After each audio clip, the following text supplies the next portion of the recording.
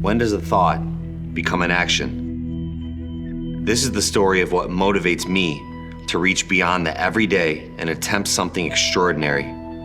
My name is Mike Lee, and this is my Fitspiration.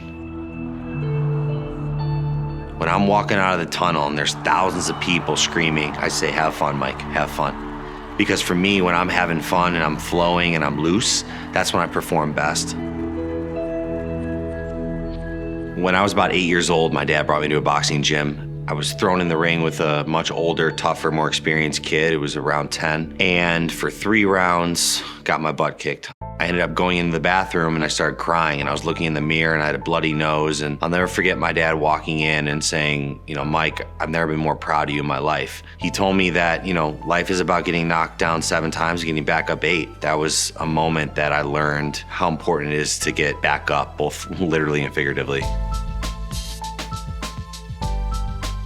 Getting into Notre Dame was one of the most incredible moments of my life. Throughout the entire application process, a lot of people said, you're not gonna get in, and I knew the odds were against me, and I thrive on that. I've loved proving people wrong. I'll never forget the day I got in, I got the acceptance letter. It was the first day I saw my dad cry. A few years back, I was out of the ring for 2 years, battling what we later found out was an autoimmune disease known as ankylosing spondylitis, and I was on 8 different medications, dealing with major anxiety, depression, daily pain. I would get flare-ups of inflammation. I was getting daily headaches. I was even wondering what my life was gonna look like. Forget boxing. I was wondering if I'd ever be healthy again. Those few years were some of the darkest, toughest times of my life, but I'm so much better than I was, and I've gone from being on 8 different medications down to 0.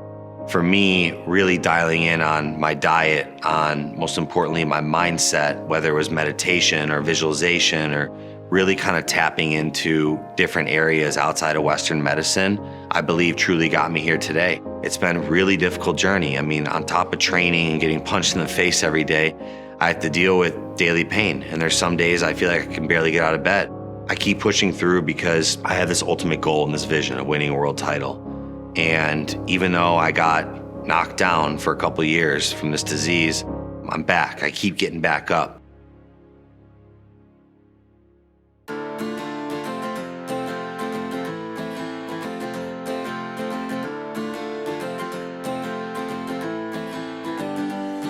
Right around when I was about to graduate with a finance degree, and I had friends and family that knew I loved boxing. I just fought in the Golden Gloves, and I started fighting in pro camps, and that's when we got a call from Top Rank and Bob Arum, and getting a call from them was like getting a call from the New York Yankees. I had to decide, do I take the safe route? Do I go work in finance, maybe work on the Chicago Board of Trade, or do I pursue my dream, and do I chase my passion?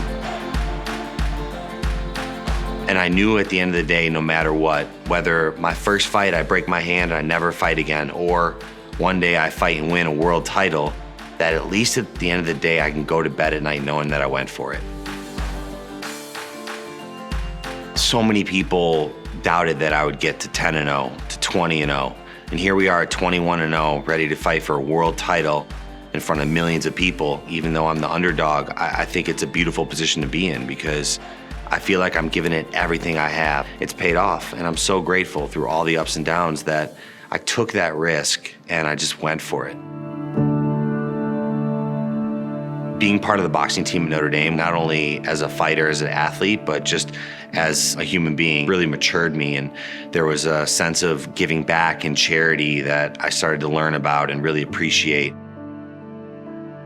Working with kids was always really important to me. I think that a lot of these kids didn't get a fair shake, and so there's ways that we can get more involved to help these kids out, whether it's financially or with support, or whether it's making some of their wishes come true. So it's important for me to try to help them in any way I can.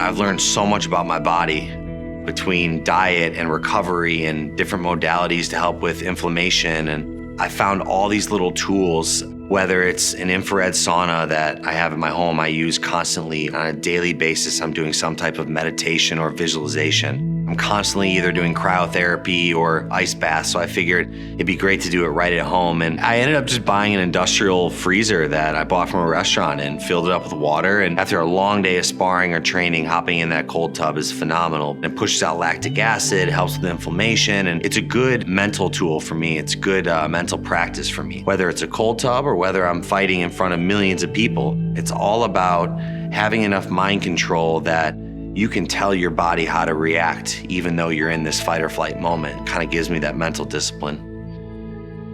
I've educated myself and learned so much about how you can naturally heal yourself.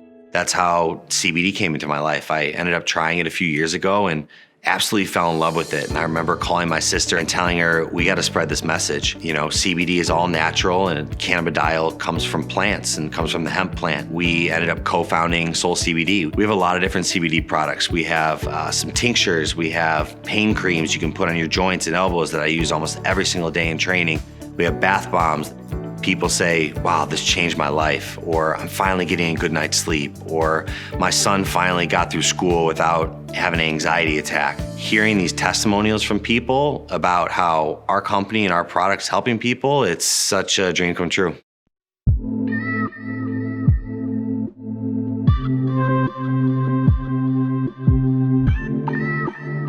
I definitely respond to encouragement more than criticism. When I'm being motivated or I'm motivating others, I always lead with that encouragement and that positivity. And that's one of the reasons why I love taking Lagree classes. I think that the classes are very positive. They're not criticizing you. It's all about good energy and positivity. And that's really how I respond as an athlete and just as a human being in general. And when you feel happy and excited about a workout, it's easier to get through it. I typically don't do a lot of the old school boxing training when you think of the 4 a.m. runs or the Rocky style type training. You know, it's 2019 and you need to work smarter, not harder. When I first saw the Megaformer, I first thought, what did I get myself into? You know, the machine is incredible and it looks like I stepped into the year 3019. And so really using other training modalities outside of the pure just running and ground and pound and lifting, I need to be ready to be training the next day. And so a Lagree class is phenomenal because you get that workout and that burn, activating those little muscles that you didn't even know you had, but my body didn't feel broken down the next day. When a man's why is big enough, he'll find almost any way how. I remember reading that in one of my favorite books by Viktor Frankl, Man's Search for Meaning, and it resonated with me so much. And thinking to myself, laying there in a hospital bed, my why is I want to get back in the ring. I want to prove these doctors wrong. And I want to prove myself wrong on those days that I felt like I wasn't good enough, those days I felt depressed and my body was in ruins and I felt like I could never do this again. And I'm sitting here ready to fight for a world title. And it's a beautiful thing. I stayed positive and my why is big enough. And so I found a way how.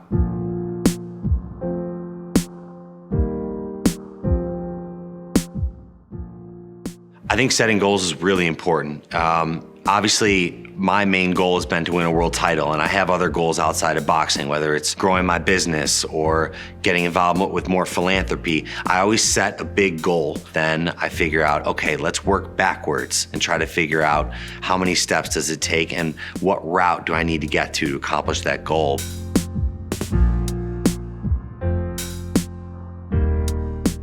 When I think of inspiration, I think of what is your why. The motivation to me is your how. I think when you're inspired by something and you have that goal or that why that's so big, you find the motivation, you find the how and how to do it every single day or what it takes to get there. I try to tell people that their why or their inspiration needs to be the biggest thing in their life, whether that's their kids, whether that's their career, whatever it is.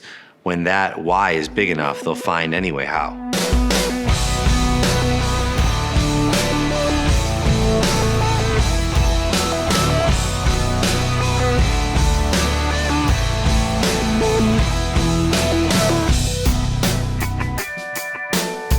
You know, one thing that I've learned and that boxing has taught me is that courage is not the absence of fear. It's being afraid and still pushing through.